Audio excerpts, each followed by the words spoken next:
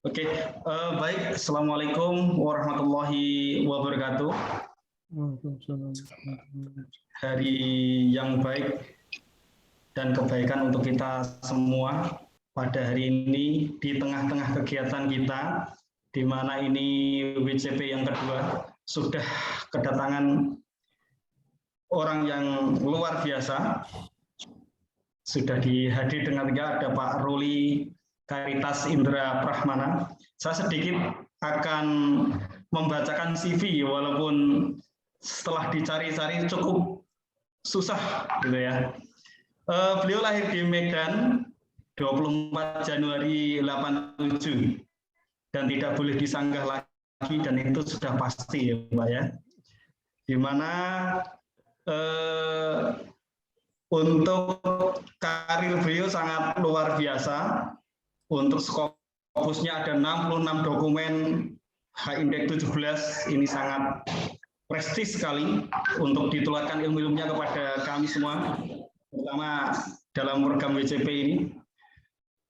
Pasca sarjananya beliau menempuh di Universitas Sriwijaya tahun 2010 dan selesai di 2012. Selanjutnya, sebenarnya ada kesempatan beliau untuk studi di Turki ya Pak ya, tetapi tidak diambil, lebih memilih menikah dengan Bu Rina Sri Kulsum Siregar ya. Ini tahun 2012, kalau tidak salah waktu itu 29 September. Nah, pernikahannya. Akhirnya setelah menikah setahun baru melanjutkan di pendidikan UPI.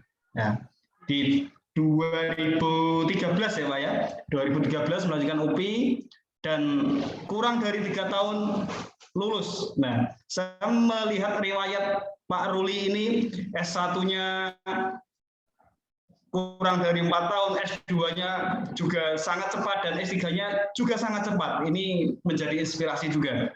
Nanti hal-hal yang demikian bisa ditularkan Pak ilmunya kepada kami. Hari ini kita fokuskan untuk WCP yang kedua tentang struktur imrod yang acceptable Pak, nanti bisa disampaikan oleh Pak Ruli, dan kurang lebih 50 menit untuk penyampaian, selebihnya nanti terkait dengan hal-hal teknis secara khusus. Nah, waktu sebelum diberikan ke Pak Ruli, mohon untuk Bapak Ibu semua yang hadir untuk meng-on-kan kamera agar bisa diambil gambar yang hadir pada hari ini. Untuk Pak Dominikus dan Pak David, bisa menyalakan kamera? Oke, baik. Saya ambil gambar hitungan 3 mundur, 3, 2, 1. Baik, slide pertama oke. Selanjutnya slide kedua. 3, 2, 1. Oke, baik. Oke Pak Ruli, kami tidak sabar lagi untuk menantikan ilmu-ilmu yang diperoleh pengalaman dari Pak Ruli. Silakan 50 menit ke depan diberikan.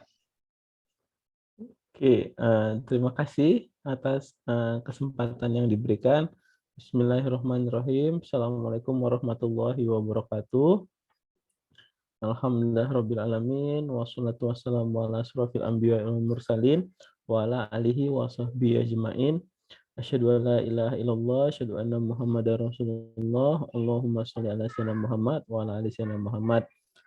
Yang terhormat Bapak Dr. Yawan Purwoko yang telah mengundang saya untuk kegiatan pada pagi hari ini, teman-teman dosen, kepada Bapak Moderator, Bapak Muhammad Nurtanto, luar biasa nih searching-searchingnya sampai dapat sedetail itu, terharu juga nih, entah dapat dari mana juga.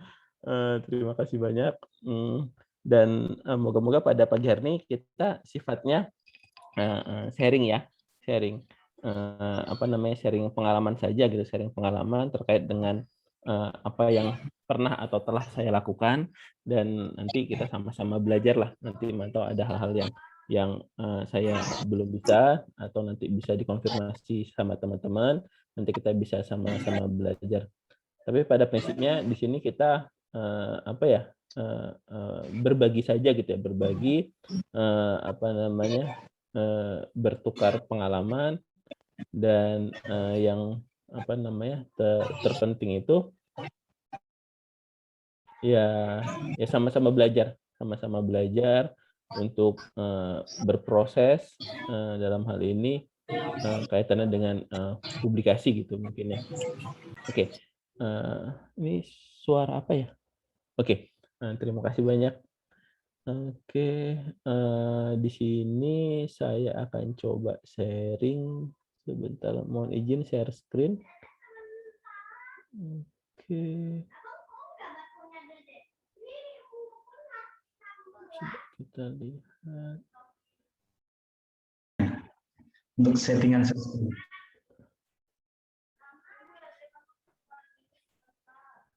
Sudah bisa di Oke, sudah bisa. Terima kasih. Nah, ini topik yang akan saya coba sharing ke teman-teman. Ini lanjutan ya. Ini kali kedua setelah kemarin sesi pertama saya tentang bagaimana mencari jurnal-jurnal yang baik itu. Di sesi kedua ini saya akan sharing ke teman-teman sesuai dengan request dari Pak bosnya ini, Pak Riawan, disuruh tentang Imrat. Oke, saya ikut aja mengikuti. Mudah-mudahan nanti bisa saya sharingkan. Karena targetnya lagi-lagi ke yang bereputasi, maka di sini 3 indeksasi yang akan saya jadi fokus teman-teman, yaitu Sinta 1 juga terindeks Scopus, artinya Scopus sendiri, dan yang ketiga Web of Science. Nah, pada kesempatan ini saya nanti akan coba sharing pengalaman saya dalam menulis artikel di jurnal-jurnal tersebut, dan juga saya akan berikan sejumlah studi kasus bagaimana saya mendesain, mendevelop, dan menulis paper-paper saya yang terbaru yang di tahun 2021 ini terbit. Jadi saya akan bedah beberapa artikel yang terbit beberapa bulan yang lalu ini. Nah, ini kegiatannya.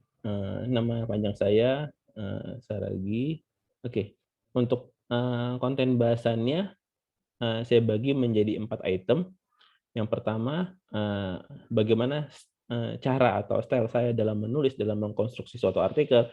Saya tuh selalu menggunakan namanya paper contoh. Paper contoh itu apa? Paper contoh itu adalah apa namanya, paper terbaik yang saya temukan dari database terbaik, yang mana data dan metodenya itu sama seperti yang paper yang mau saya tulis gitu. Jadi kan kalau kita nulis paper itu kan berbeda ya sama melakukan penelitian ya. Kalau melakukan penelitian kan dulunya kan draft proposal itu masih rencana, jadi belum selesai gitu. Tapi kalau kita nulis paper kan sudah selesai. Jadi kita sudah tahu nih, sudah tahu hasilnya kayak mana, sudah tahu datanya, tinggal bagaimana menuliskannya. Nah, biasanya kalau saya sendiri kalau langsung tuh agak kesulitan, maka saya biasanya menggunakan paper contoh. Saya akan ajarkan strateginya. Yang kedua, dari sisi pandang seorang editor, karena saya juga mantan seorang editor dan saat ini juga dipercaya sebagai Indonesian Section di MTRG di US, salah satu jurnal pendidikan matematika di sana.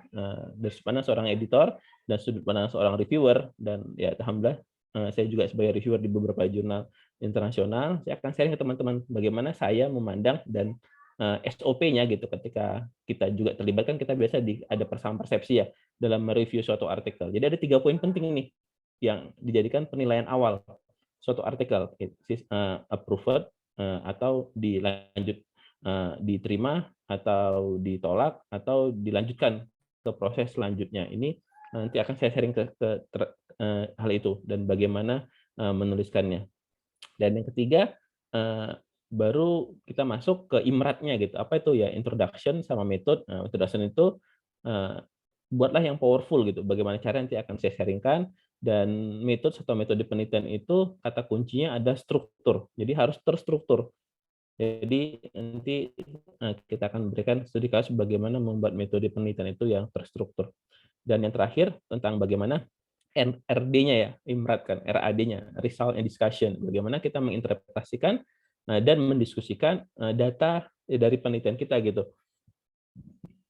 dengan baik. Jadi kita harus tahu jenis data kita seperti apa, tampilannya bagaimana, dan bagaimana kita menginterpretasikannya. Dan lagi-lagi poin keempat ini saya banyak belajar dari paper contoh tersebut gitu. Jadi paper-paper yang saya pelajari sebagai bagian bagaimana saya mengkonstruksinya. Di sini akan saya sharingkan.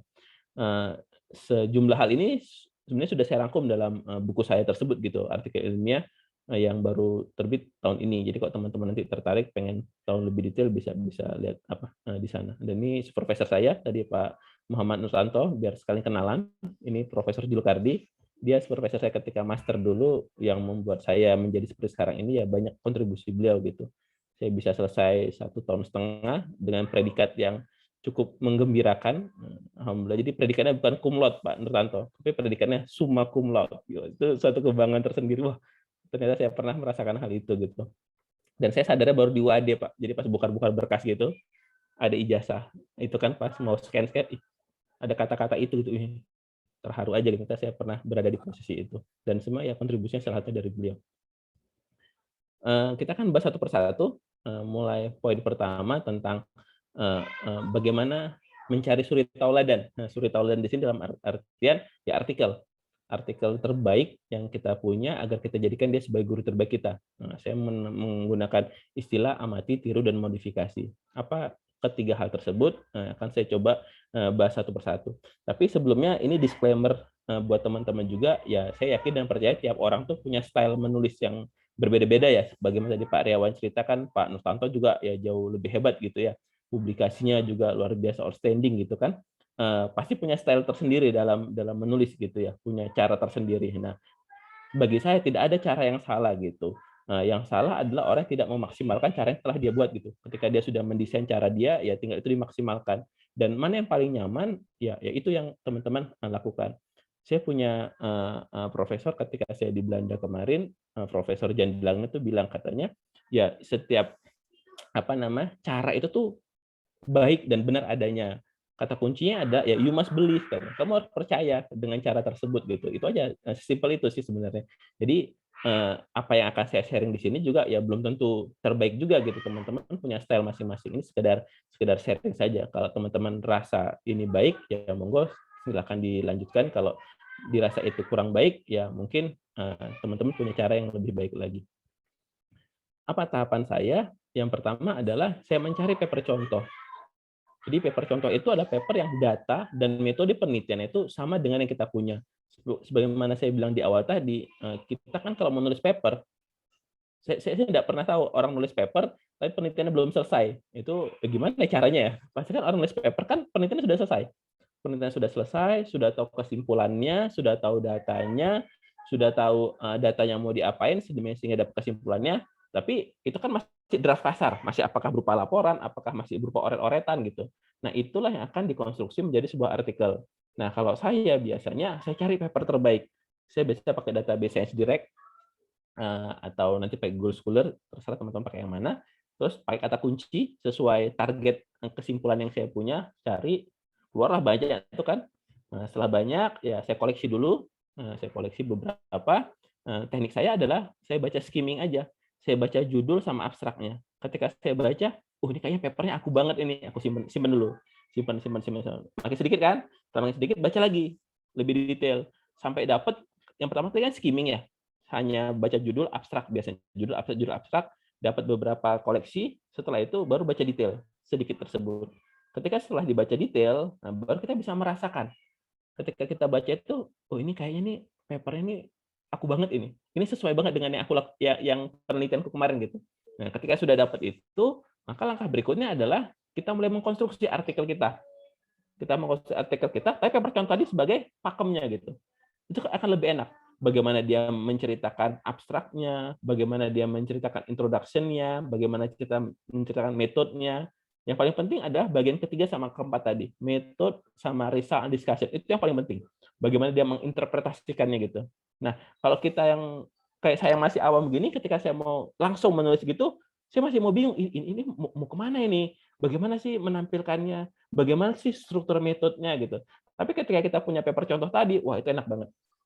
Itu yang saya lakukan. Jadi saya mengkonstruksi artikel kita dengan gaya atau style penulisan artikel contoh tadi. Nah, makanya tadi saya bilang, teman-teman harus garis bawahi, mencari paper contoh itu jangan paper yang berada di kualifikasi di bawah dari yang kita targetkan gitu. Misalnya kita target mau ke indeks Scopus Q3 atau Q4 gitu. Ya paper contohnya minimal Q1 lah gitu. Gitu. Misalnya kita mau target ke jurnal Sinta 2 apa Sinta 1 gitu ya. At least ya jurnal-jurnal yang ini. Makanya saya biasa menggunakan database yang emang reputable gitu untuk mencarinya. Jadi ketika saya dapat ya emang ini paper terbaik untuk konten materi yang hampir sama dengan penelitian saya. Nah, itu yang penting. Jadi ya belajar dari yang terbaik kan insya Allah turun-turun pun ya agak jadi lebih baik lah gitu misalnya. Nah, di situ saya mulai mengkonstruksi bagaimana membuat kesimpulannya, bagaimana membuat hasil dan pembahasannya, bagaimana membuat metode penelitiannya, pendahuluannya, abstraknya. Jadi stylenya saya ambil dari situ. Saya biasa membuatnya. Nah, setelah jadi papernya, itu saya katakan sebagai paper master. Paper master adalah paper yang masih gelondongan, sudah jadi dari judul sampai ke daftar pustaka. Sudah jadi. Naskah pertamanya, paper master namanya. Itu masih bersih lah, belum ada template dan seterusnya. Jadi standar seperti itu. Nah, setelah itu baru saya cari target jurnal tujuan. Nah, misalnya saya cari ke jurnal X. Nah, sampai dapat jurnal X, maka saya pelajari struktur artikel di jurnal X tersebut seperti apa. Nah, ini penting. Sebentar.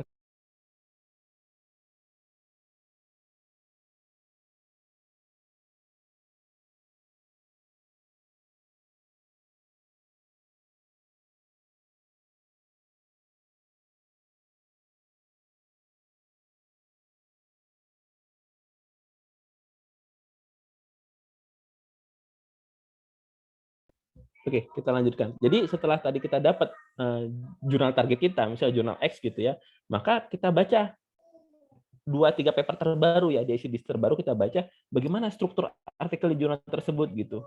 Bagaimana author guidelines-nya. Kadang ada beberapa jurnal itu kan berbeda-beda ya. Ada yang mungkin metodenya itu dia punya subsection. Jadi kayak partisipannya, data instrumennya, data analisis, ya kita harus menyesuaikan gitu. Ada paper yang ada jurnal yang artikel di dalamnya itu result and discussion itu digabung. Ya kita harus menggabung. Ada yang dipisah, result dulu baru discussion dulu gitu. Ada yang setelah introduction ada theoretical framework atau literatur kajian literaturnya ada gitu, literatur reviewnya ada gitu. Jadi kita yang mengikuti, kita cari target jurnalnya, kita pelajari strukturnya, dan yang paling krusial adalah masalah style. Kadang ada jurnal pakai apa style, ada jurnal pakai Turabian, ada pakai Vancouver dan lain sebagainya. Itu kita harus yang menyesuaikan gitu. Nah makanya langkah berikutnya paper master tadi bisa saya file save as, nggak akan saya rubah yang dari yang asli, tapi file save as, kasih nama jurnalnya, nama nama jurnal tujuan saya, baru dari paper yang versi save as tadi yang saya edit sesuai dengan target jurnal saya. Ketika sudah sesuai strukturnya semua, ya atau template lah bahasa kita, sesuai template-nya, layout-nya sudah semua sesuai, saya biasa untuk menjaga nih papernya itu sebelum disubmit, saya kadang melakukan peer review. Jadi saya kasih ke kolega atau teman untuk baca gitu. Ngerti nggak mereka dengan apa yang saya tulis gitu? Ada saran masukan nggak gitu dan seterusnya. Atau paling sederhana kasih ke mahasiswa. Tapi kalau kasih ke mahasiswa, nama teman-teman jangan ditulis gitu. Nanti mereka sungkan gitu jadinya. Jadi namanya ditulis, dihapus saja atau diganti nama siapa gitu. Nah, kasih tugas mata kuliah, suruh mereka mereview gitu. Kasih waktu 1 minggu misalnya mereview.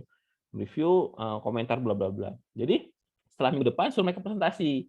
Random aja ambil 3-4 orang suruh present. Ngerti nggak mereka dengan tulisan kita?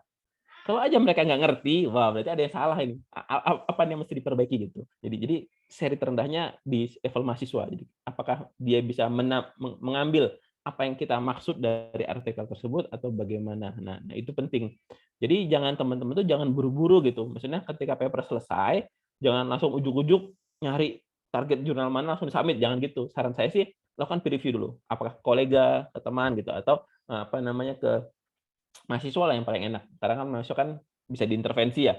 Kalau dosen kan kadang ya sibuk lah, sibuk ini, sibuk itu. Jadi kadang waktunya tidak bisa gitu. Itu. Dan yang paling jujur dan paling tulus ya mahasiswa itu. Jadi, kita kasih sebagai tugas suruh nge-review paper tersebut gitu.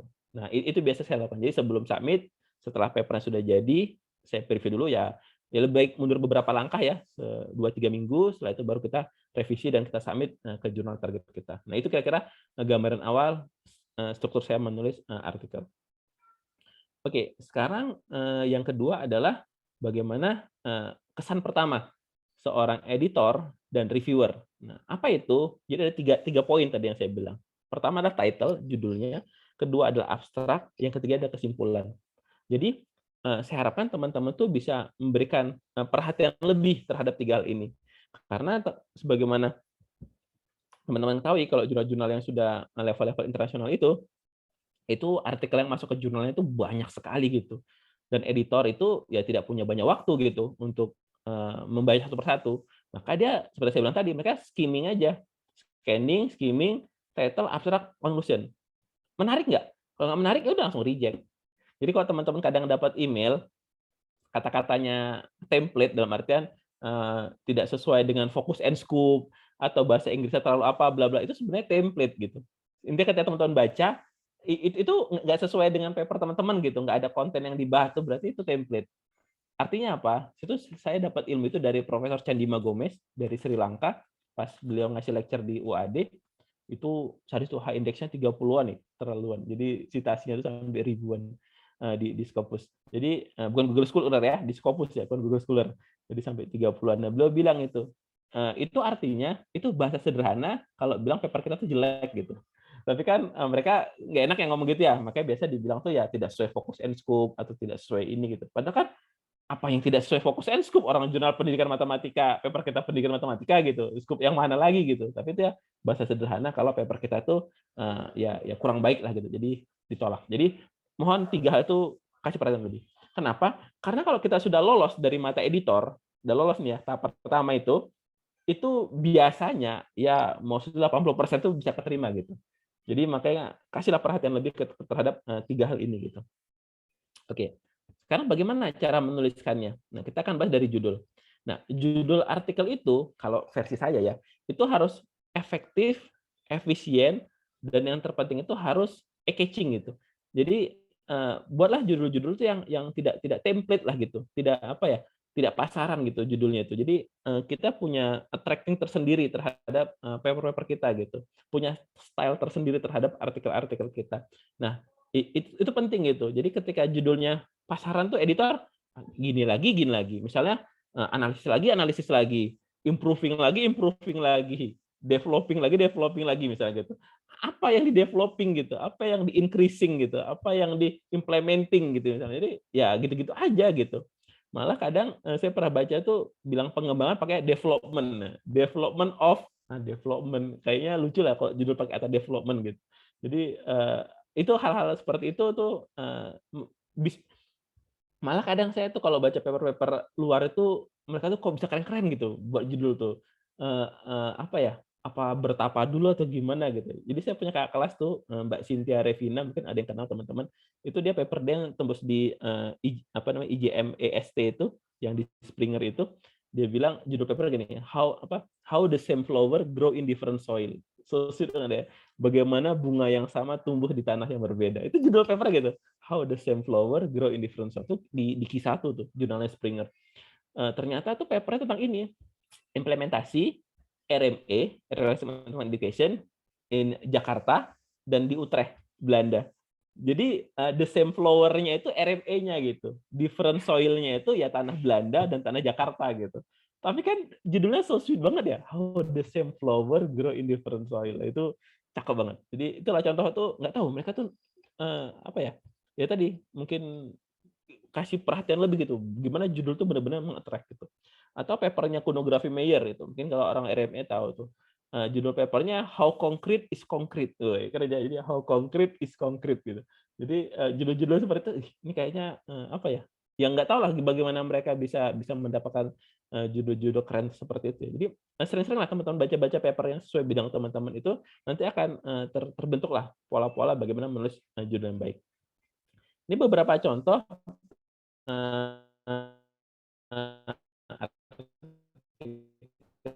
saya ini di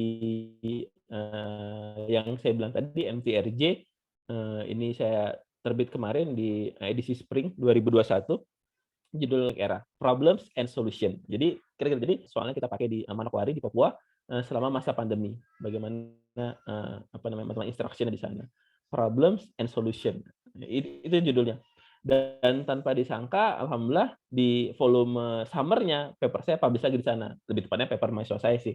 Itu judulnya Developing Interactive Electronic Student Worksheet. Jadi pengembangan lembar kerja siswa elektronik yang interaktif menggunakan discovery learning dan critical thinking skill selama pandemic era. Mungkin dugaan saya pandemic era kan sekarang lagi tren ya.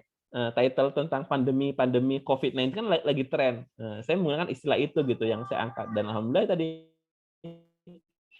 selama 2 isu berturut-turut ya papernya bisa publish gitu.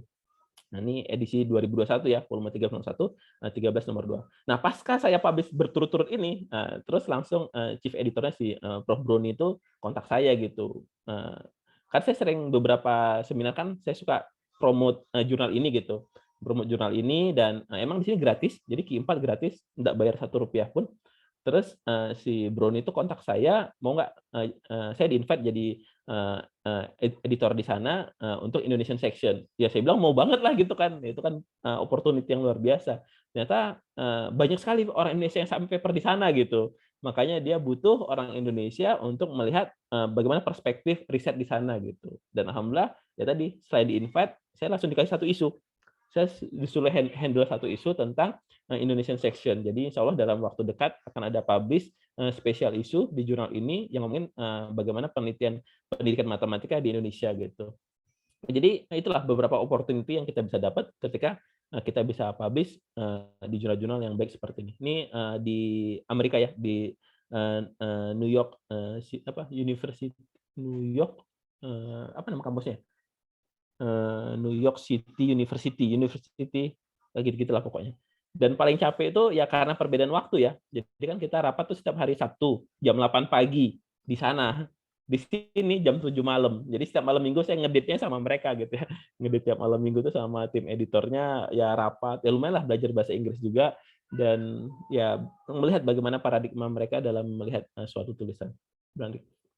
Nah, ini dari Prof. Broni di paper yang pertama tadi, teman-teman lihat, alhamdulillah paper saya yang tadi sama teman-teman dari Papua itu masuk urutan pertama gitu. Jadi di satu isu kan dia cuma nerbitin sekitar 7 sampai 9 artikel. Nah, paper kami masuk yang urutan pertama gitu, yang dirilis di page pertama. Dan jadi paparan yang dia berikan gitu ya, the first two papers current issue possible like to the teaching during pandemic di West Papua, Indonesia kan, about particular difficulties situation in rural area, the country where internet connection has been absent. Jadi kita kan ada masalah di sana, masalah di Manokwari kan ya.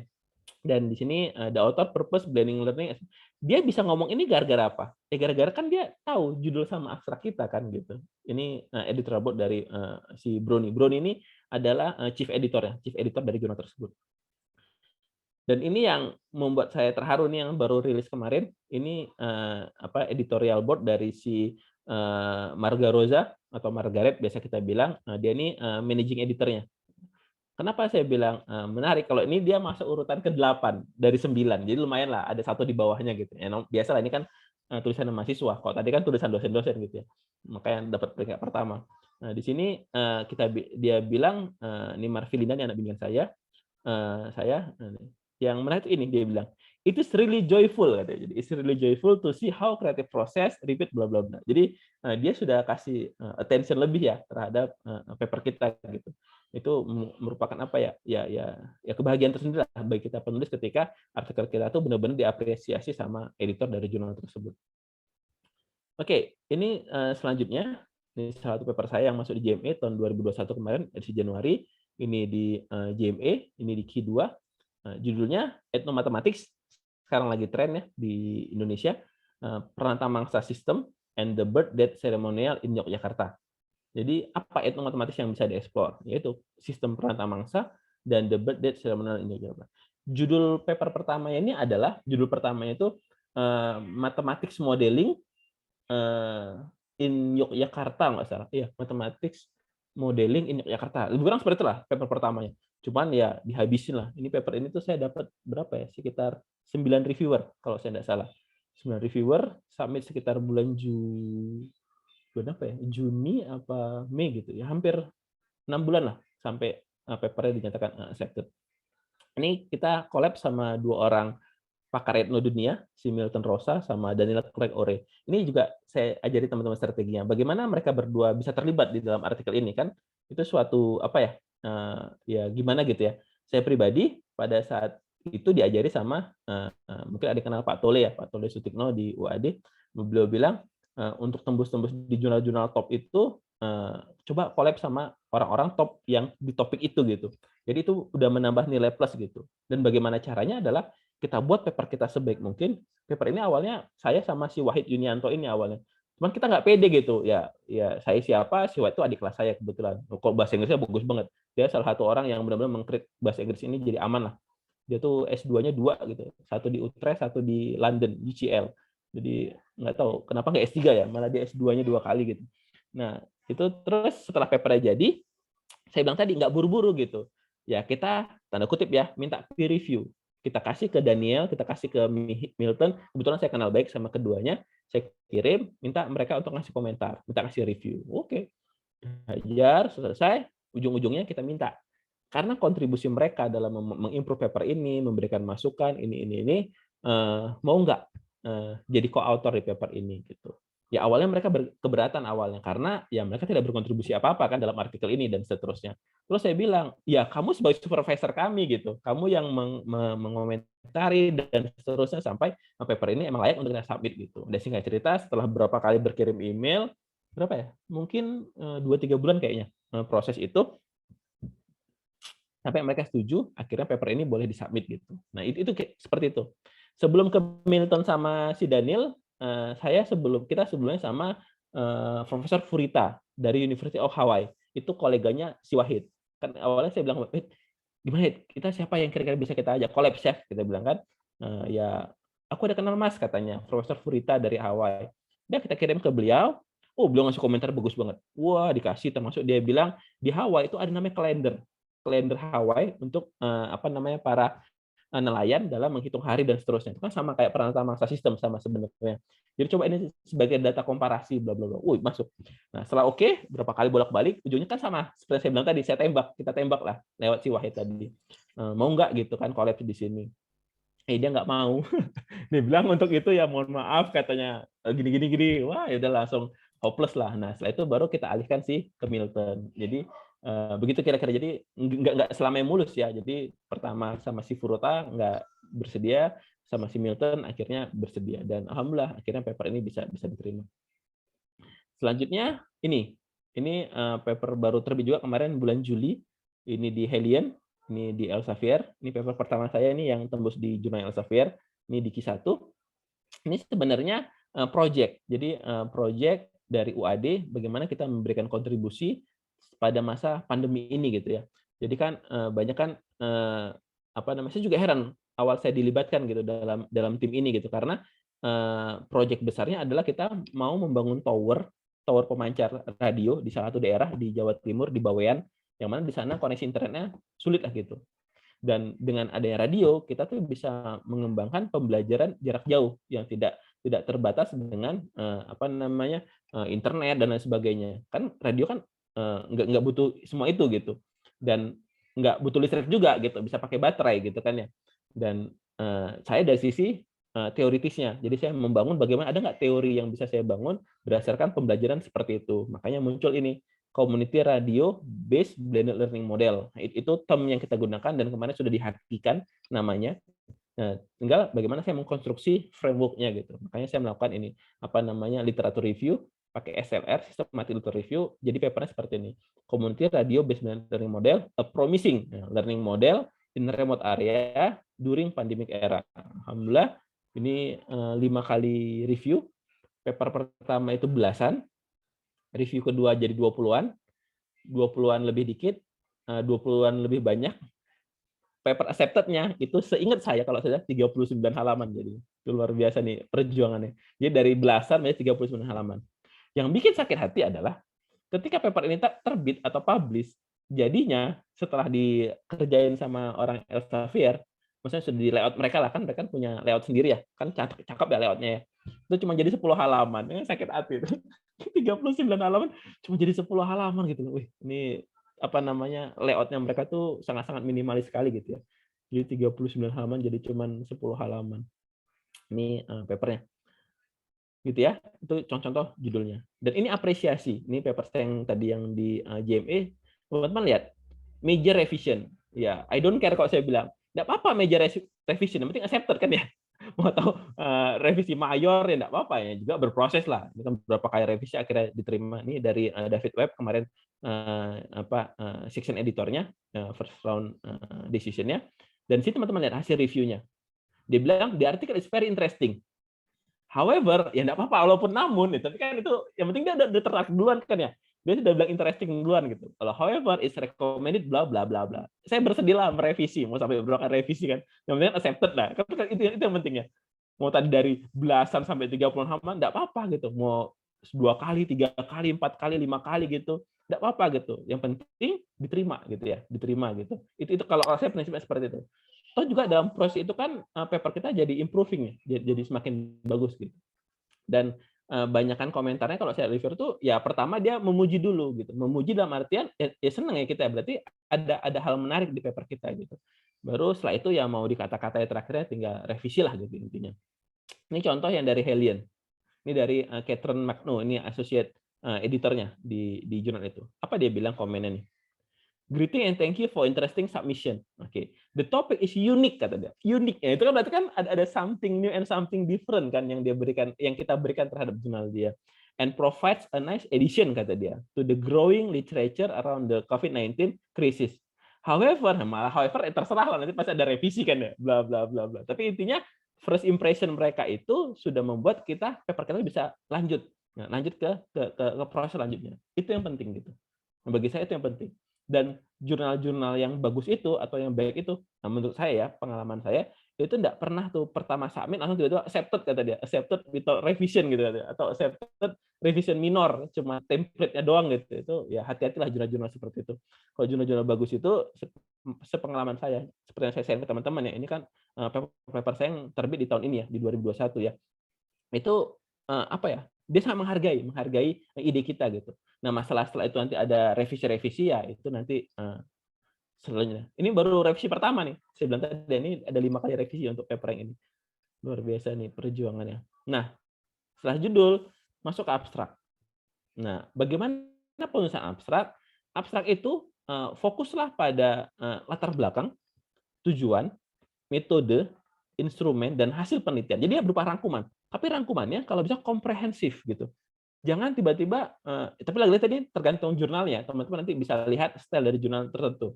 Contoh, beberapa jurnal-jurnal di Taylor and Francis, itu saya kebetulan baru aja sampai di sana, itu mereka cuma minta 100 kata. Nah, 100 kata, bayangin 100 kata di mana kita meringkasnya gitu kan ya. Jadi ilmu saya ini, yang cara saya menulis sekarang ini tuh nggak pas di jurnal-jurnalnya terbitan Taylor and Francis. Karena dia minta 100 kata. Waduh, akhirnya apa yang saya lakukan? Saya baca.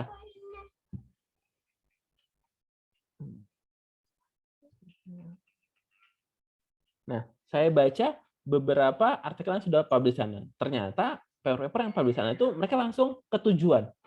Jadi the purpose of the study bla bla bla. Jadi dimulai dari tujuan. Mungkin biar bisa cukup 100 kata tadi itu mungkin ya. Jadi strict ke sana. Tapi lagi-lagi saya bilang overall rata-rata paper saya buat seperti ini. Tapi ketika kita mau sampai ke jurnal yang ini kan kita harus itu ya, tahu ya bagaimana standar di jurnal tersebut. Itu nanti teman-teman bisa menyesuaikan. Baru keyword. Nah, keyword ini cari frase yang bisa merepresentasikan artikel kita. Cara sederhana kalau saya mengecek suatu itu keyword yang baik atau enggak, saya biasa confirm ke abstrak. Ada nggak dia di abstrak frase itu? Kalau ada, berarti itu baik. Dan kalau enggak ada, ya carilah frase yang lain. Nah, itu biasa yang saya lakukan. Apa itu? Ini saya contohkan. Ini paper yang tadi yang di pandemi itu, yang developing interaktif. Teman-teman lihat. Pertama, the pandemic period forced the teaching and learning process to be carried out online. Jadi masa pandemi ini memaksa pembelajaran, proses belajar mengajar itu dilakukan secara online. Ya enggak? Itu kan kondisi idealnya. However, nah gitu. Jadi ada kontradiksinya gitu. Namun, most of teaching, sebagian besar materi ajar itu bahan ajarnya itu masih menggunakan bentuk atau form yang digunakan pada masa sebelum pandemi. Ya enggak? Dan ini nggak relevan lagi untuk digunakan gitu, sehingga tidak relevan gitu ya. Jadi ini masa pandemi, tapi di lapangan itu ternyata materinya belum yang dipakai itu gitu. Therefore, oleh karena itu, nah pendidik itu butuh alternatif bahan ajar yang cocok untuk mendukung pembelajaran online pada masa pandemi. Clear ya? Jadi alurnya jelas, background-nya kan jelas ya, latar belakangnya. Kita dibawa oleh kita membawa pembaca untuk ya ini loh kondisi idealnya seperti ini. Tapi di lapangan seperti ini. Oleh karena itu jadinya begini gitu. For this reason, the study aims to produce. Dengan alasan ini maka penelitian bertujuan untuk apa? Memproduksi lembar kerja aktivitas ini sesuai dengan tujuan penelitian kita. Baru modelnya apa dan ini hasilnya. Gitu clear ya. Jadi bagaimana kita bisa membawa si pembaca untuk mengikuti struktur alur yang visible yang dilakukan dari penelitian kita. Ini contoh lain lagi. In general, many people still view mathematics as a subject that is far from reality and culture in everyday life. Pada kenyataannya kan secara umum ya banyak orang masih melihat matematika itu sebagai suatu subjek yang jauh dari realita secara umum. Sejarahnya pada faktanya adalah matematika itu sangat dekat dengan kehidupan sehari-hari yang dikembangkan oleh bla bla bla bla di sini. Oleh karena itu, penelitian ini mencoba mengeksplor konsep matematika, geometri transformasi dan lain sebagainya. Ini merupakan studi etnografi. Ini metode penelitian ya, dan etnografi dan seterusnya. Hasilnya adalah begini. Gitu ya. Tadi yang pertama kan nggak ada keyword, emang style jurnalnya nggak ada keyword. Nah, di sini baru ada keywordnya. Batik, ya kita pakai batik. Yogyakarta culture, kita pakai Yogyakarta culture, itu matematis ada, geometri transformasi ini ada, local value ada. Ini paper yang saya nulis bareng sama si Ambrosio, sama Budetan Ambrosio. Oke, ini paper yang di Helian itu. Sama, COVID-19 pandemic is a big challenge for education, bla bla bla. Ini pengantarnya. So far, Indonesia government approach dealing bla bla. Oleh karena itu, ini bertujuan untuk kita mengkonstruksi. Hasilnya apa? Untuk mempropose development theory and alternative learning in remote area. Pakai apa? Integrative letter review. Itu metode penelitiannya. Hasilnya ya theoretical framework untuk pakai radio komunitas based learning model yang berkontribusi sebagai pembelajaran alternatif yang menjanjikan sebagai solusi untuk daerah di remote area. Teman-teman lihat keywordnya community radio based learning ada kan, itu yang kita kembangkan di map. Terus model pandemic era ada, pandemic era, remote area ada, integrative letter review. Ini metode penelitiannya. Nah, di sini kalau ditanya berapa sih keyword yang ideal gitu. Nah, kalau saya menyarankan interval 3 sampai 5. Nah, di bawah 3 terlalu sedikit, di atas 5 itu terlalu banyak. Dan itu frase ya, bukan kata. Frase. Jadi keyword itu frase, bukan kata. Ini contoh abstrak yang lainnya lagi. Oke, sekarang kita masuk ke bagian kesimpulan atau conclusion. Bagaimana keywordnya? Kesimpulan itu harus fokus pada pembahasan hasil penelitian guna menjawab rumusan masalah yang diajukan. Sebagaimana kita ketahui bersama dalam paper itu di bagian introduction, nanti kita akan bahas di selanjutnya itu, ada kita tunjukkan apa sih tujuan penelitian ini gitu. Apa rumusan masalahnya gitu. Itu diajukan di bagian introduction. Nah, di kesimpulan itulah yang mau kita jawab. Tapi dalam menjawabnya itu berdasarkan hasil penelitian yang sudah dibahas gitu. Ya, bukan hasil penelitian tapi sudah dibahas gitu. Dan ini sebagai tambahan kalau teman-teman bisa buat, ada baiknya ada kontribusinya. Jadi ada closing statement di bagian paragraf terakhir sebelum kesimpulan itu ada kita kasih closing statement, ini loh kontribusi penelitian ini gitu. Nah, jadi itu di bagian kesimpulan itu ada bagian itu. Sebaiknya ada, kalau nggak ada ya mau gimana lagi ya. Tapi saya menyarankan itu sebenarnya sih kalau katanya orang murni itu seperti open problem. Jadi permasalahan yang nanti bisa digunakan untuk peneliti selanjutnya gitu. Nah, itu kira-kira. Terus ini beberapa contohnya. Ini yang tadi masalah yang ini paper yang di Manokwari. Teman-teman lihat. Nah, there are two main problem in implementing online mathematics teaching learning in West Papua. Namanya accessibility and the ability the use of ICT equipment. Ini kesimpulan ya kan. Jadi ada dua nih yang kita tawarkan sebagai permasalahan di sana.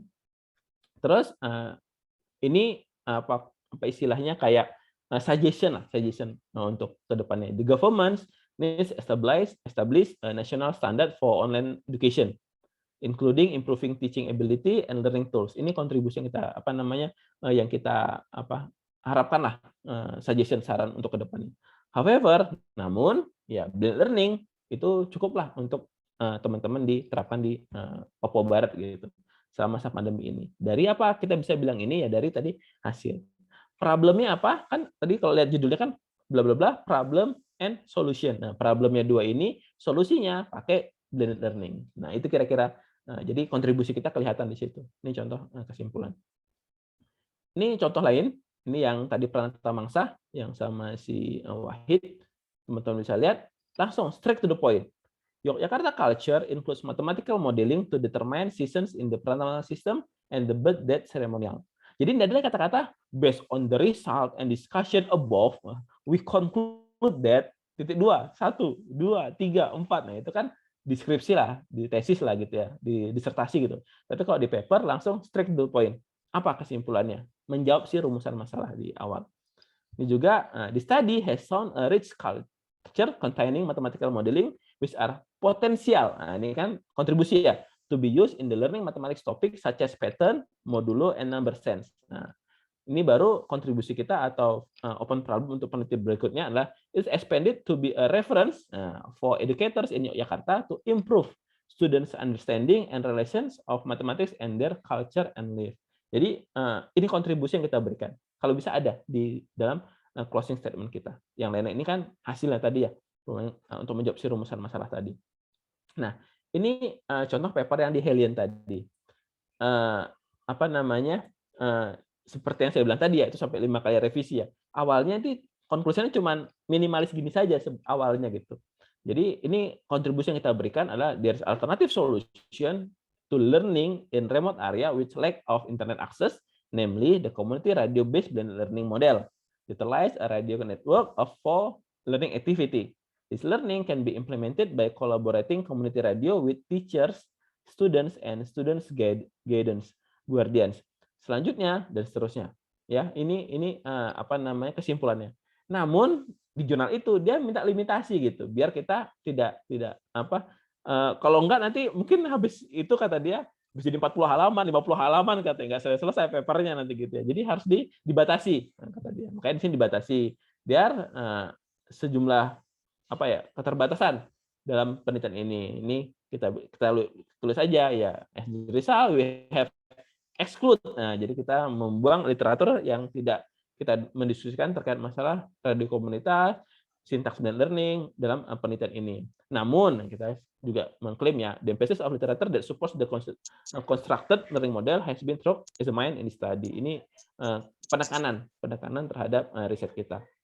Dan terakhir di jurnal ini juga dia harus minta rekomendasi. Nah, bagaimana recommendation for the future research? Nah, itu lagi-lagi saran dari reviewer ya, kan kita harus mengikuti dari editor. Jadi harus ada rekomendasi. Jadi lagi-lagi saya bilang tergantung jurnalnya, bagaimana struktur di jurnalnya kita yang mengikuti. Kalau seperti yang saya bilang tadi, awalnya kesimpulan saya cuma yang sebelah kiri ini saja, cuma 1 paragraf saja. Namun dalam perjalanannya tadi setelah revisi ada masukan-masukan, inilah salah satu masukannya. Jadi ada limitasinya dan ada rekomendasinya. Jadi 2 hal ini yang ada di paper ini sebagai produk akhirnya. Oke, jadi clear ya.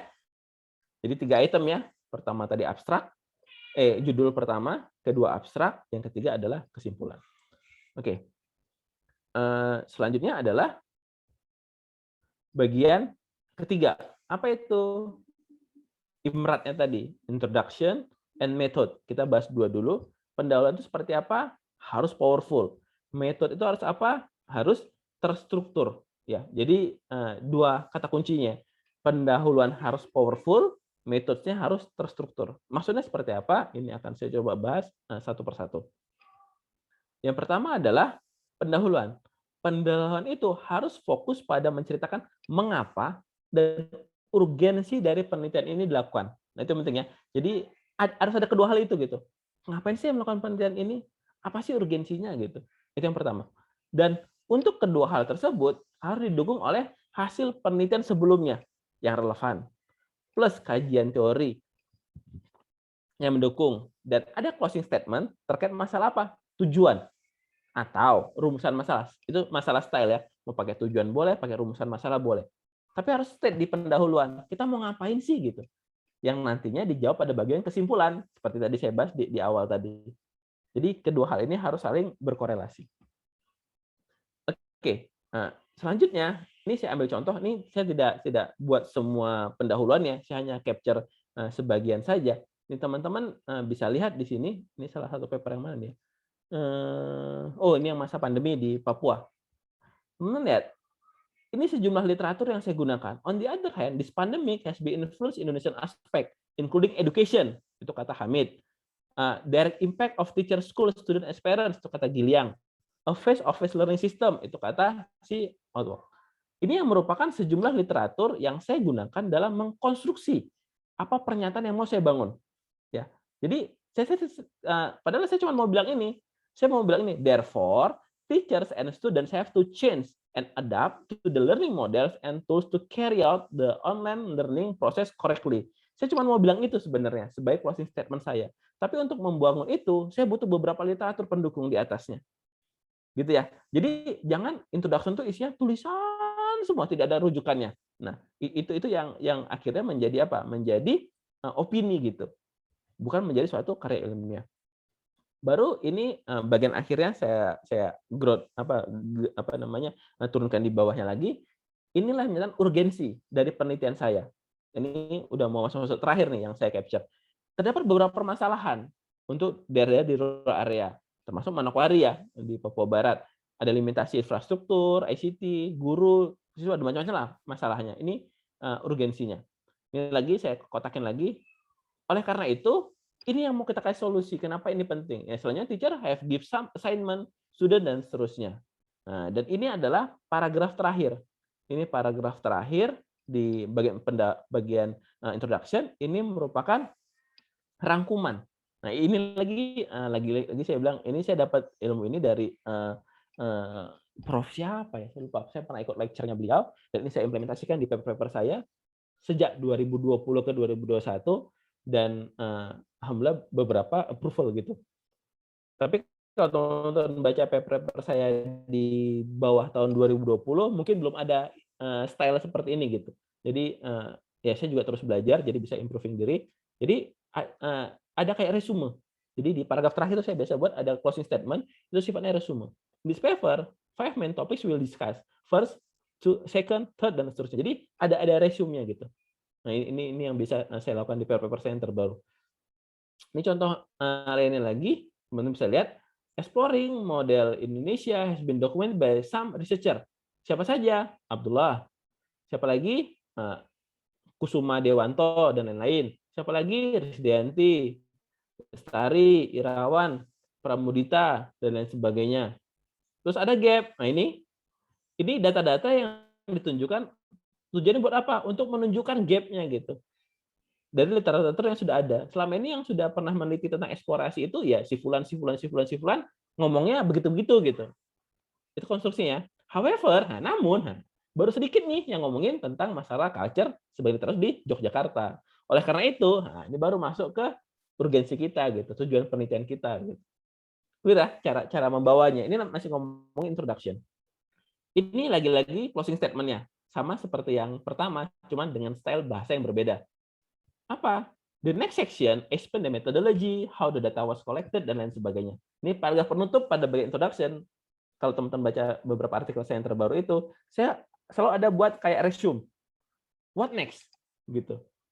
Kebayang ya? Jadi ya, itu lagi-lagi style ya. Itu yang saya coba bangun, dan alhamdulillah beberapa artikel saya yang terbit di jurnal-jurnal top itu biasanya menggunakan style itu. Ini juga ilmu setelah saya ikut workshop juga dari salah satu profesor dari luar negeri. Ya, jadi seperti itu. Jadi ada resumenya gitu. The next section explain the methodology, bla bla. Kalau tadi sebelumnya kan ada 5 ya yang akan dibahas pada materi berikutnya. Itu masalah style penulisannya saja. Oke, setelah introduction selesai, masuk ke metode. Nah, metode ini kata kuncinya adalah harus fokus pada menceritakan tahapan penelitiannya secara detail dan terstruktur. Ya, itu katanya. Tahapannya. subjek dan instrumen penelitian, dan cara menganalisa data hasil penelitiannya. Jadi teman-teman kalau baca paper, lihat bagian metodenya, teman-teman baca isinya, ketika teman-teman baca, teman tidak bisa membayangkan bagaimana sih si peneliti mengumpulkan data penelitiannya, itu berarti papernya belum baik. Kalau saya, itu versi saya, itu belum baik. Karena biasanya ketika kita membaca metode itu, harusnya kita bisa membayangkan bagaimana si peneliti itu dalam proses mengumpulkan data penelitiannya. Itu harus bisa diikutin. Oke, bagian yang pertama. Ini contoh salah satu paper yang saya bisa tunjukkan metodenya. Teman-teman lihat, penelitian ini menggunakan metode etnografi. Etnografi dipilih karena bla bla bla bla bla. Ini apa maksudnya? Kita harus bilang, kenapa sih kita pakai metode itu gitu? Kenapa kita nggak pakai metode yang lain gitu? Apa alasannya? Nah, kita state gitu. Dan ada didukung oleh literatur yang mendukung itu gitu. Selanjutnya lagi, nah ini apa? Ini adalah nih, data collection was carried out by field studies and interview bla bla bla. Ini bercerita apa? Sumber data. Sumber data dari mana? Untuk artikel kita, untuk pengumpulan data kita gitu. Diceritakan dengan sangat detail. Selanjutnya, keterbatasan. Kalau nanti datanya kan terlalu melebar. Ada keterbatasannya. Jadi ini keterbatasan penelitian kita dan mengapa menggunakan sumber data tersebut yang ada dengan karakteristik tertentu. Jadi kita batasi itu ya karena ada boundary-nya gitu. Ada karakteristik itu yang menarik untuk kita eksplor. Nah, oleh karena itu it was determined bla bla bla. Gitu ya, kebayang ya. Jadi ungkap data yang mau diberikan. Saya lanjutkan lagi. Ini masih ada di bawahnya lagi. Teman-teman bisa lihat di sini bagian-bagiannya. Nih, in conducting advanced exploration, research begin with 4 general question. Jadi strukturnya ya, tahapannya. Apa itu? Ya, where to start looking, how to look, how to bla bla. Dan penjelasannya teman-teman bisa lihat di bagian kiri. Hasilnya berupa gambar, video, sama field note. Ya, tentang pertanyaan tersebut bisa dilihat di sebelah sini. Detailnya seperti apa. Nah, detail informasi terkait bagaimana aktivitas ini yang dilakukan peneliti dalam mengumpulkan data penelitian itu penting untuk dituliskan. Ya, hal ini dituliskan untuk meyakinkan pembaca bahwa penelitian ini benar loh dilakukan gitu, dan data yang diperoleh dapat dipertanggungjawabkan gitu. Karena apa? Kita sangat transparan, semua kita tuliskan. Mengapa ini? Mengapa metode ini? Bagaimana strukturnya? Bagaimana mendeskripsikannya gitu. Nanti kalau teman-teman baca paper saya yang lain lagi, sampai-sampai itu ada salah seorang PhD student dari Jerman itu email ke saya minta instrumen penelitian saya. Kenapa dia tertarik? Karena di paper saya itu saya sampai cerita rubriknya, indikatornya, bagaimana mendesain si instrumen tersebut. Tapi instrumennya kan nggak ada di website itu, di paper saya kan. Tapi karena detail itu dia merasa, ini kayaknya aku banget ini. Aku butuh dong, daripada aku buat lagi kan capek ya untuk penelitian disertasi dia. Dia email saya gitu. Si apa namanya saya lupa ini. Dan yang membuat saya senang dan terharu adalah ketika dia sudah lulus, saya dapat notifikasi kalau ada ucapan, ada nama saya gitu di disertasinya gitu. Wah, itu kan suatu apa ya? Suatu apresiasi, rekognisi yang luar biasa gitu. Terus saya email beliau, saya ucapkan selamat, sudah lulus dan lain sebagainya. Itu senang sekali, senang sekali. Beberapa tahun, 2019 tuh peristiwanya. Di salah satu paper saya tuh dia pakai, dia minta instrumennya berasal dari paper tersebut. Itu pentingnya kita membuat detail apa namanya penjelasan di bagian metode tersebut. Ini lanjutannya lagi dari yang masih paper yang tadi. Teman-teman lihat nih, sejumlah literatur yang saya gunakan. Nih, tujuannya apa? Ini untuk mengklaim kalau metode penelitian yang saya gunakan itu apa ya? Sudah teruji lah, lebih kurang seperti itu. Karena apa? Mungkin dugaan saya, dan ini juga masukan dari reviewer pada saat itu, emang etnomatematis itu di etnografi itu sudah tren di sini gitu. Apa penjelasannya? Saya tidak tahu dan seterusnya gitu. Kira gitu ya. Dan dia memberikan masukan untuk memberi apa namanya penekanan terhadap metode penelitian itu gitu. Karena masih jarang yang orang meneliti dengan etno yang detail dalam prosesnya. Hanya terkadang cuman ya definisi operasional saja tanpa menjelaskan detail kenapa itu terjadi. Nah, di sini kita jelaskan. Lagi-lagi saya bisa buat begini karena masukan dari reviewer. Kalau paper aslinya tidak begini, tidak sedetail ini awalnya ya, masih ya gelondongan gitu saja gitu. Namun karena tadi revisi dan berproses, saya kan ngasih ke teman-teman yang sudah jadinya saja gitu. Dan proses behind the scene-nya ini yang saya tuliskan sebagai komentar-komentar di kanannya. Dan terakhir adalah tahapan. Nih, tahapan yang dilakukan peneliti dalam mengumpulkan dan menganalisis datanya. Gunanya ngapain? Guna menjawab si rumusan masalah tadi yang diajukan. Jadi logikanya adalah di introduction ada rumusan masalah, ada tujuan. Oke, clear ya? Bagaimana untuk menjawab itu kan butuh data. Ya enggak? Butuh data. Bagaimana data diolah? Bagaimana data dianalisis? Itu di bagian metode. Clear ya? Nah, nanti untuk menginterpretasikan nanti kita akan bahas pada tahapan berikutnya. Nah, di metode itu seperti itu. Jadi tahapannya harus detail. Nah, teman-teman bisa lihat di sini bagaimana menginterviewnya, siapa yang saya interview, nama-nama siapa, ada Gasirman tadi di sini teman-teman bisa lihat, ada Mr. Slamet. Mereka siapa sih? Mereka seperti ini. Nah, kenapa mereka dipilih? Ya karena begitu. Bagaimana responnya? Ya begini. Pemilihannya pakai apa? Pakai purposif dan lain sebagainya. Clear ya? Datanya bagaimana? Analisisnya seperti apa? Itu kita ceritakan prosesnya gitu. Oke, selanjutnya yang terakhir, data yang baik harus ditampilkan dengan menarik ya. Ini dan dianalisis secara komprehensif. Gunanya apa? Gunanya untuk menjawab si rumusan masalah pada bagian introduction tadi gitu. Kan sesimpel itu sih kalau lihat benang merahnya gitu. Bagaimana datanya? Nih, saya akan bagi beberapa item. Untuk hasil, kata kuncinya adalah hasil penelitian harus ditampilkan secara menarik dalam bentuk grafik, diagram, dan foto-foto yang relevan. Ya, jadi isinya jangan tabel melulu gitu. Ya boleh sih tabel, tapi jangan tabel melulu. Saya akan ceritakan kenapa itu penting. Dan yang tak kalah penting adalah setiap hal yang ditampilkan di website di paper kita itu wajib dirujuk ya. Wajib dirujuk dalam tulisan. Jadi tidak ada lagi istilah-istilah based on the figure above. You can see that in the table below. Enggak ada lagi istilah kayak gitu ya. Tapi langsung tabel berapa, figure berapa gitu. Ya, enggak ada lagi tabel below, tabel above, figure below, figure above, based on the figure, istilahnya yang pakai. Jadi harus ada state ya, di state figure berapa, tabel berapa. Ya, itu yang saya bilang wajib dirujuk itu seperti itu. Ini sebagai contohnya, ini salah satu paper yang di Pranata Mangsa, teman-teman lihat, is formulated in table 2. Nah, table 2-nya dipanggil. Jadi dipanggil dulu baru ditunjukkan tabelnya. Dan kapan kita menggunakan tabel? Ini versi saya ya. Kalau data penelitiannya berupa data deskriptif kan deskriptif ya, value ini sebaiknya dalam bentuk tabel.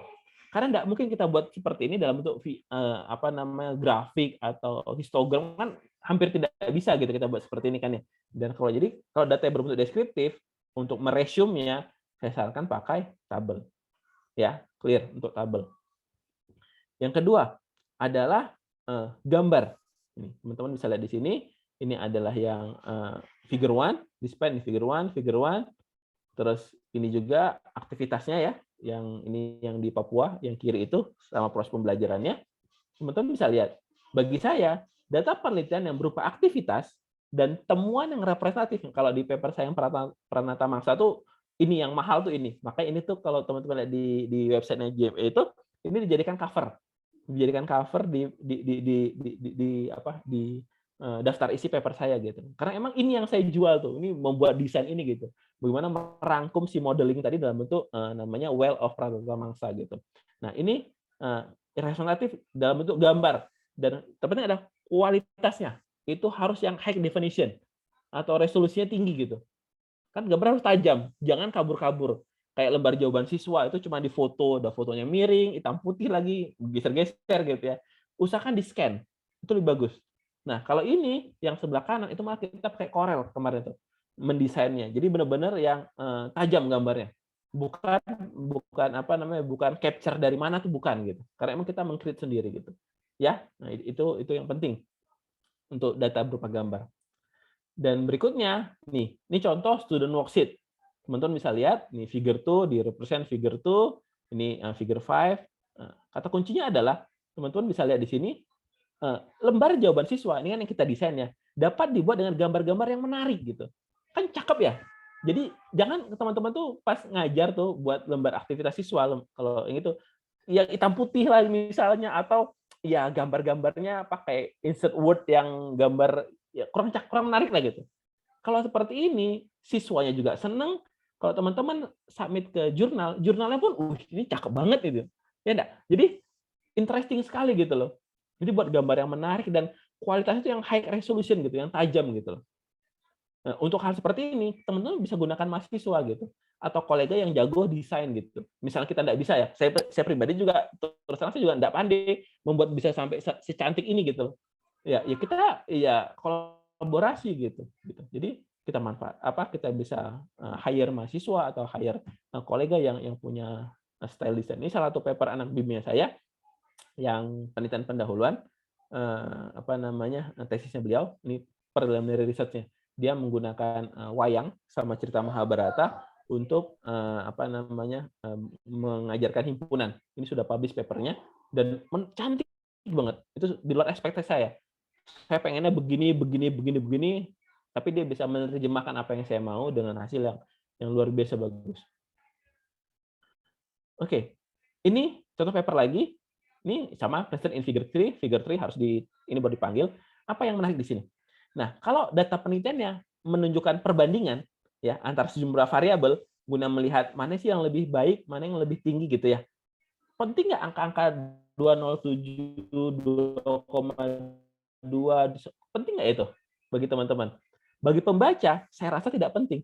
Ada dan tidak adanya angka itu juga tidak berpengaruh. Yang berpengaruh mana? Mana yang lebih tinggi, mana lebih rendah, tidak?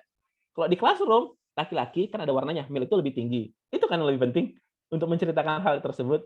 Makanya lebih bagus pakai histogram. Ya enggak? Dan biasanya histogram itu kan dari bawah ke atas. Ya kan ya, biasanya standarnya. Nah, saya kan pengen yang enggak standar. Saya buat miring dari kiri ke kanan gitu.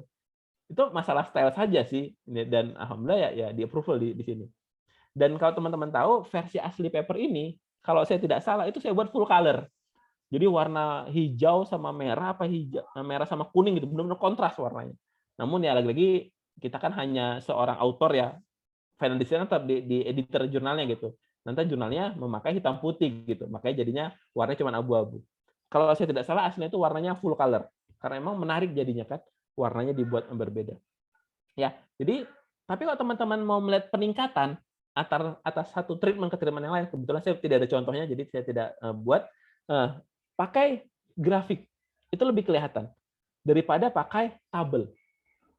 Clear ya? Jadi jangan semua harus pakai tabel aja tuh, jangan. Tapi mulai bereksplorasi gitu. Apalagi sekarang kan banyak software ya yang bisa mengilustrasikan data tuh dengan sangat cantik gitu. Saya kemarin lihat beberapa teman-teman tuh, bagus-bagus banget ya. Cuma saya nggak bisa gitu gimana buatnya gitu. Nah, makanya kadang ya saya minta tolong mahasiswa, saya pengen begini gitu, bisa nggak gitu ya? Paling mereka yang mendesainnya. Tapi yang sekarang tuh banyak lah software-software yang teman-teman bisa gunakan. Bagaimana menginterpretasikan data tuh dengan menarik gitu. Jangan isinya cuman tabel-tabel aja gitu. Nah itu ya kata kuncinya. Dan selanjutnya adalah bagian discussion. Nah pembahasan ini dalam penelitian itu kata kuncinya harus fokus membahas hasil penelitian dengan cara membandingkannya dengan literatur yang relevan dan ditutup dengan posisi penelitian ini gitu. Ya. Ini gambaran besarnya. Untuk realnya, saya ini kejar-kejaran sama waktu nih, Pak Riawan sudah 11.17 ini. Gara-gara Pak Riawan sudah kegelisahan saya mau ngisi khutbah ini. Makanya, oke. Ini beberapa literatur. Ini teman-teman lihat. Saya agak cepatin saja bagian ini. Ini teman-teman bisa lihat di sini. Ini kenapa saya ngomongin ini di bagian pembahasan? Ya, gunanya tak lain dan tak bukan adalah untuk ini. Adalah untuk bagaimana mengkonstruksi jawaban pada bagian pembahasan harus kaya akan apa? Komparasi data hasil penelitian kita dibandingkan dengan hasil penelitian sebelumnya. Dan kata kuncinya adalah sejumlah rujukan yang telah kita bahas di pendahuluan. Di pendahuluan tadi kita bahas ya, kata si fulan gitu. Nah, di pembahasan itu dipanggil lagi gitu. Jadi yang di depan tuh bukan hanya aksesoris, bukan. Karena nanti akan kita panggil lagi di bagian pembahasan untuk apa? Untuk membandingkan gitu. Membandingkan bagaimana dengan hasil yang kita punya gitu. Ya. Kita kan melihat korelasinya gitu antara kedua bagian tersebut. Ini beberapa contoh kekayaan akan literatur yang terbaik. Oh, teman-teman tadi lihat di bagian introduction, ya mereka-mereka juga gitu loh. Mereka-mereka juga yang dibawa di awal untuk penjelasan. Penting nggak sih penelitian ini? Oh, penting. Nah, ini datanya sekarang dipanggil lagi. Gitu ya logikanya, seperti itu. Ini contoh paper yang lain lagi. Teman-teman bisa lihat kaya akan literature ini sejumlah literatur digunakan apa? Dalam mengkomparasi hasil penelitian dalam proses pembahasan. Dan di closing statement, pembahasan atas hasil yang telah peroleh dalam penelitian. Ini yang mau kita jawab gitu. Dan untuk menjawab membahas ini kan ada penelitian-penelitian sebelumnya sebagai pembandingnya. Dan ini sebagai closing statement-nya sebagai bagian dari kontribusi.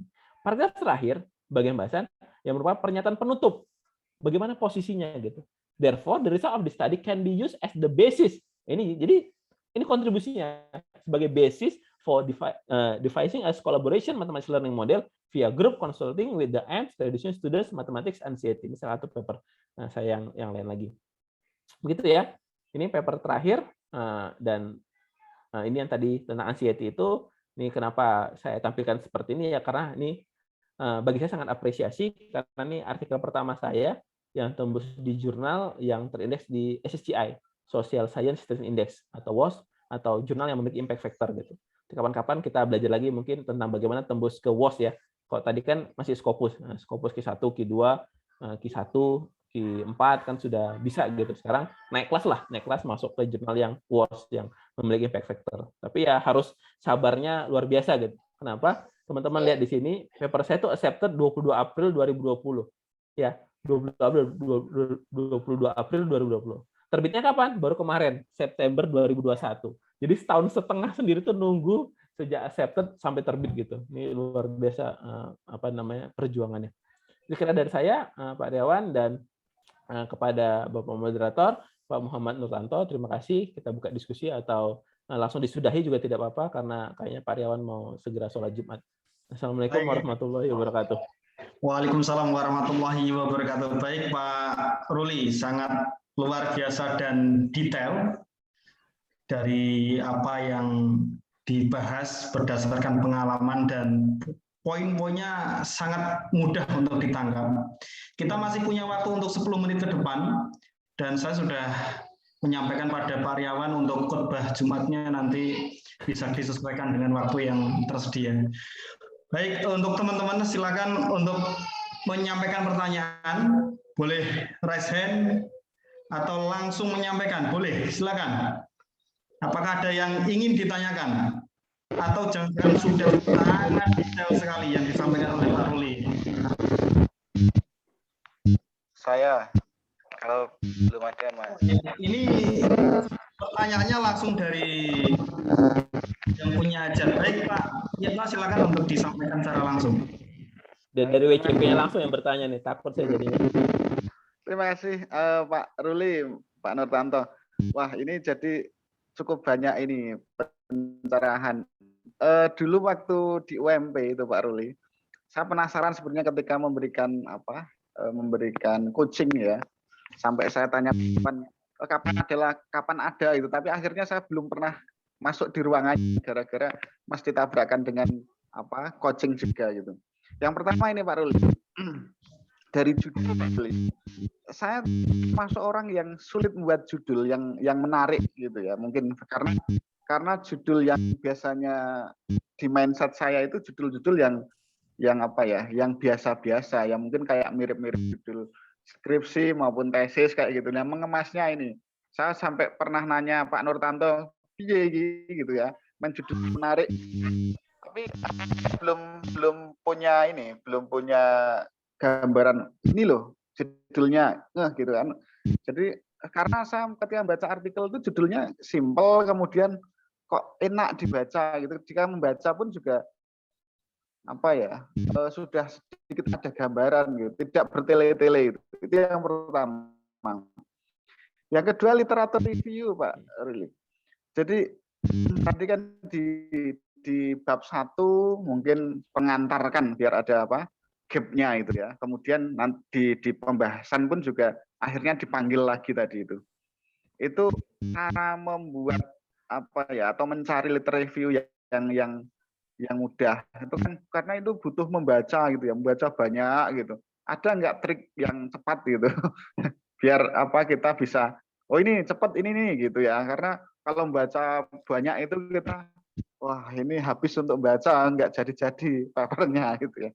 Kemudian yang ketiga, jenis penelitian yang banyak itu, yang banyak diterima itu Pak Ruli. Dan itu jenis penelitiannya apa? Karena saya termasuk orang yang ini kesulitan di dalam terutama penelitian kualitatif agak ini yang saya bisa itu ya penelitian kan yang umum saja gitu. Dan itu katanya, oh ini nggak cocok aja untuk ke Scopus misalnya, apalagi ke Q321S itu. Itu gimana itu Pak Ruli? Terima kasih Pak Ruli. Oke, ada 3 poin ya Pak Suyetno untuk dijawab oleh Pak Ruli dan harus diklarifikasi. Pertama adalah dulu yang kedua adalah strategi untuk literatur review-nya, dan ketiga jenis penelitian yang memiliki potensi untuk diterima di Q2 atau Q1 ya Pak. Gitu ya. Silakan Pak Ruli. Oke, terima kasih banyak nih Pak Ino atas pertanyaannya. Ini luar biasa nih. Ini satu pertanyaan tapi selesai semuanya nih jadinya nih. Ini kalau untuk yang judul, kalau saya sih pertama ya banyak baca juga sih, banyak baca tema-tema sejenis dengan riset kita itu bagaimana style menulis judulnya gitu. Terus kadang juga kalau misalnya Pak Sino punya teman research collaboration atau punya research assistant, coba ceritakan gitu. Saya tuh pengen nulis gini, bagusnya judulnya kayak mana ya gitu. Itu kadang dapat inspirasi. Kadang juga ya intinya sih tidak sebentar, butuh waktu untuk membuat judul itu. Dan gonta-ganti judul itu juga biasa. Namun ketika pertama kali submit, ya kita pertama harus yakin dulu, harus yakin dengan diri kita bahwasanya ini judul terbaik yang kita punya. Walaupun nanti ketika misalnya diterima dan seterusnya itu bisa berubah. Seperti tadi yang judul-judul yang saya kasih tadi, itu bukan judul pertama saya, Pak. Itu judul setelah terbit. Judul pertamanya seperti yang tadi Pranata Mangsa, itu judul pertama kan saya bilang tadi, Mathematics Modeling of Yogyakarta People, nggak salah gitu lah judul pertamanya gitu. Jadi bagaimana pemodel matematika untuk masyarakat Yogyakarta gitu. Namun ya tadi di revisi ketika sampai terbit judulnya berubah. Jadi pada prinsipnya seperti itu. Dan emang sih kalau yang sudah termindset di pikiran, yang sering buat proposal mungkinnya, sering skripsi, tesis, disertasi, ya gambarnya seperti sudah ada template-nya ya. Ada variabel terikatnya, ada variabel bebasnya, ada lokasinya, ada treatment-nya, itu seperti itu. Tapi ya mungkin tadi saya bilang judul itu kalau di paper jangan yang pertama Pak, yang terakhir saja. Jadi biar punya banyak inspirasi. Detailnya mungkin pengalaman nanti Bapak akan sambil jalan akan dapat itu. Nah, kalau saya dapat ilmu dari, kok saya lupa ya namanya ya, Prof siapa ya, itu juga tinggi itu high index-nya itu, beliau tuh bilang, ada kata-kata kunci yang benar-benar itu membuat editor itu benar-benar tertarik. Contohnya dia suka bilang ini, the impact of, dia suka bilang gitu, atau the innovative learning, jadi udah inovatif duluan gitu ya. Tapi itu kan kayak apa ya? Kayak jadinya kayak ada SOP-nya gitu jadinya kan ya. Ini begini. Saya pernah terapkan sih di beberapa paper saya, tapi di-reject juga papernya gitu, di-reject gitu. Terus juga akhirnya ya publish juga, tapi habisnya jadinya ke Sinta 2 gitu. Padahal kan saya pengen yang ke Scopus. Saya biasa gitu Pak, cari yang Q1 dulu, ditolak, turun ke Q2, setelah Q3, Q4, terakhir ujungnya Sinta 2 lagi ujungnya. Jadi setelah turun ke Sinta 2. Tapi paper mahasiswa sih, bukan paper saya. Jadi seperti itu. Akhirnya setelah peristiwa itu saya merasa kayak ini nggak useful lah bagi saya ya. Mungkin bagi orang berguna, bagi saya tidak berguna. Jadi saya setelah itu saya lebih membebaskan. Tapi ilmu yang berguna bagi saya dari beliau itu ya tadi cara membuat pendahuluan untuk closing statement di bagian terakhir, ada resumenya. Nah, itu mungkin untuk pertanyaan pertama. Untuk pertanyaan kedua terkait pendahuluan, ini saya langsung review saja ya. Ini kalau Pak Ino ada punya buku saya yang berjudul artikel ilmiah itu, ada salah satu chapter tentang bagaimana membuat pendahuluan. Nah, di sini saya zoom aja biar ini dulu nih. Jadi pendahuluan itu ya permasalahan gap misalnya. Pendahuluan dimulai dengan menuliskan general introduction. Ini teoritis sekali. Kalau saya biasa buat ada 7, Pak. pendahuluan itu biasanya standarnya. Pertama, general introduction, problem definition, ada gap literatur, keempat, solusi yang kita berikan, kelima, motivasinya, keenam, tujuannya tadi yang saya bilang, dan terakhir ada kontribusi atau tadi resume-nya tadi yang terakhir. Ini dibuat mengalir lah pastinya. Terus kalau mau ada literatur dari Morley ini saya sudah rangkum di buku saya. General bisa kayak gini, research on bla bla bla has a long tradition. For decades, one of the most popular ideas in bla bla bla. Literally jadi dia sudah kasih template-nya gitu. Ini dari si Morley 2015. Ini beberapa nih template banyak nih. Recent theory bla bla bla bla. Ini untuk general yang statement pertama, paragraf pertama. Baru problem definition. Nah, dia juga ngajarin. This seems to be a common problem in bla bla bla. Di sini tuh bla bla bla. Jadi ini ada term-term yang dia pakai, kita tinggal mengisi titik-titiknya saja gitu. Ini enak banget nih dari si Morley ini. Baru gap. Ini tadi sudah saya contohkan tadi ya di paper saya tadi ya. Misalnya there is no previous research using bla bla bla. Kalau saya nggak bilang there is no, itu terlalu ambisius sekali bilang belum ada penelitian seperti ini gitu ya. Tapi belum banyak kalau saya bilang itu atau baru sedikit. Nah, saya biasa pakai istilah seperti itu. Atau bisa juga nih, as far as we know, we no previous research. Kalau saya sih pakai kata no previous research itu kayak apa ya?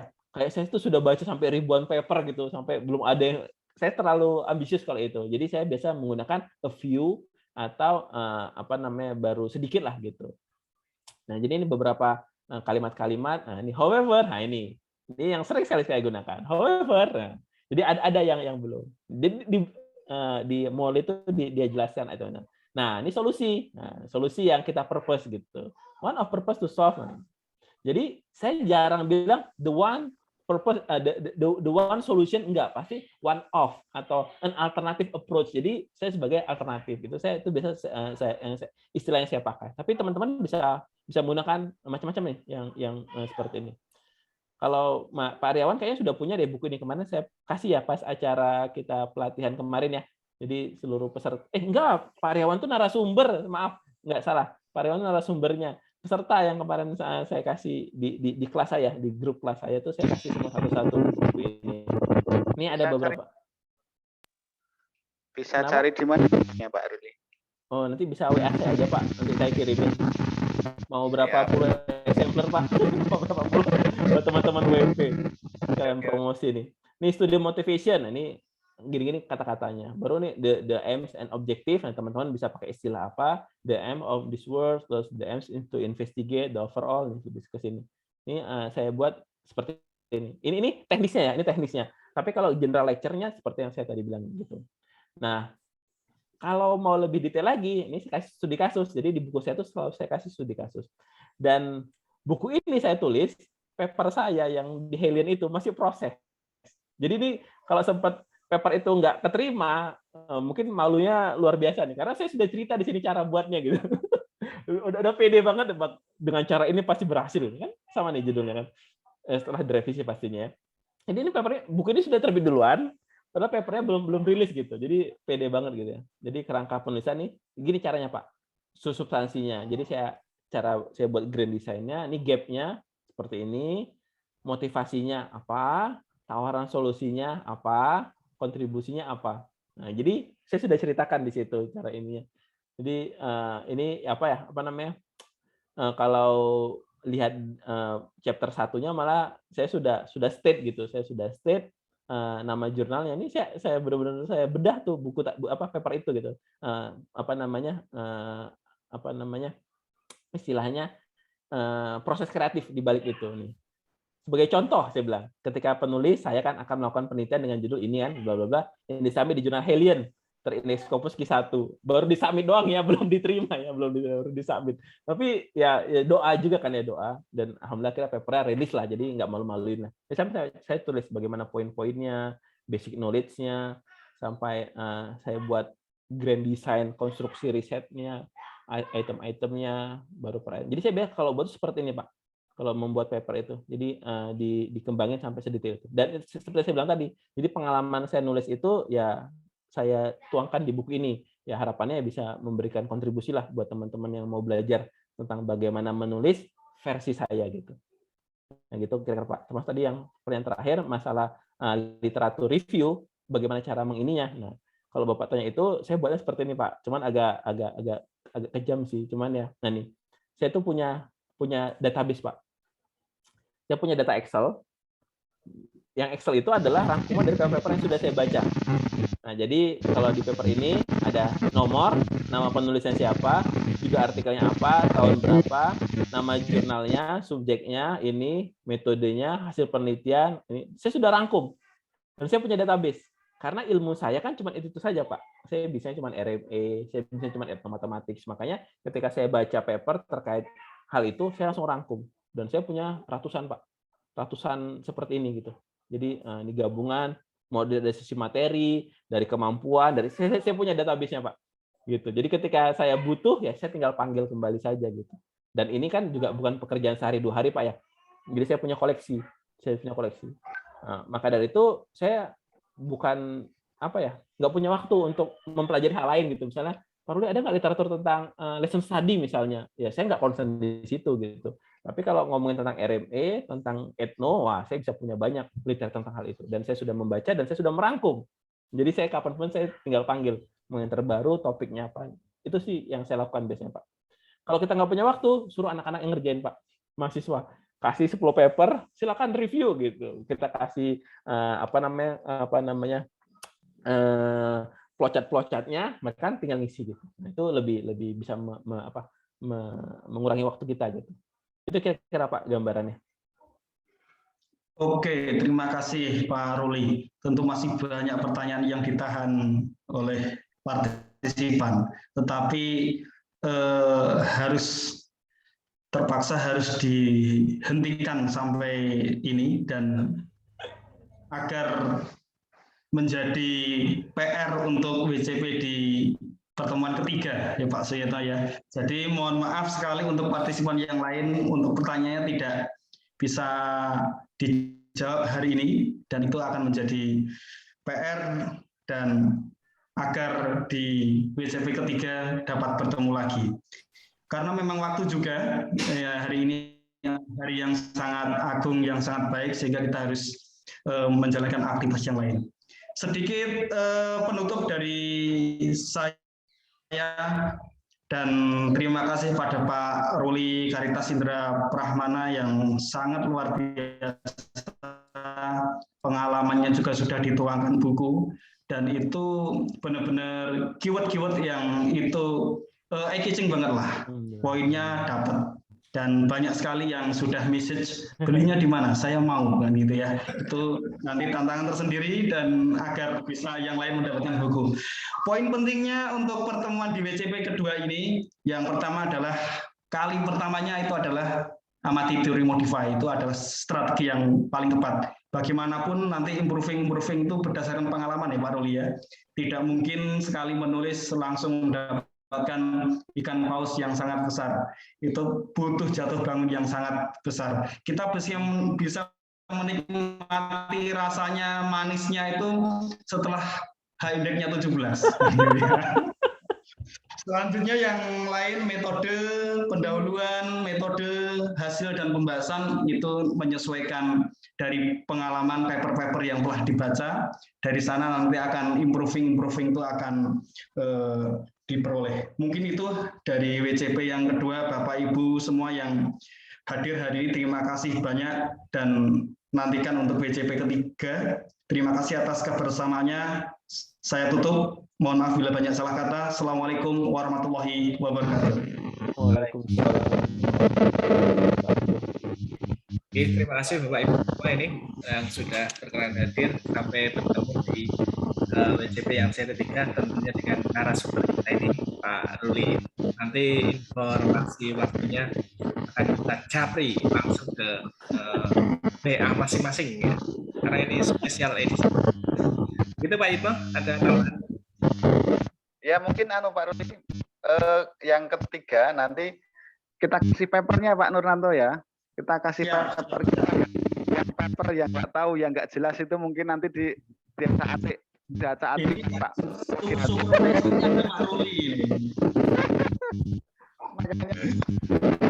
Kita ketemu ngemas papernya kita itu kayak apa toh gitu ya. Tapi wah ini kemarin belum berani memberikan ke Pak Ruli. Makanya yang pertama imrat dulu ya gitu. Kemudian habis itu nanti yang ketiga insya Allah Pak Ruli nanti biar apa kita sebelum kita pertemuan ketiga kita berikan pada kita, kemudian nanti di apa dipersani apa itu ya. Dan memang karena itu pengalaman dari kami mungkin banyak sekali kekurangannya. Dicoret-coret dengan tinta merah ya nggak apa-apa. Oke, nggih, matur nuwun. Sama. Ya. Oke, sementara itu Bapak Ibu semua, terima kasih sekali lagi ke Pak Ruli untuk materinya hari ini luar biasa, keren, dan nanti akan berlanjut di sesi yang ketiga, mudah-mudahan minggu depan Bapak Ibu ditunggu saja jadwalnya. Saya akhiri, Assalamualaikum warahmatullahi wabarakatuh. Waalaikumsalam.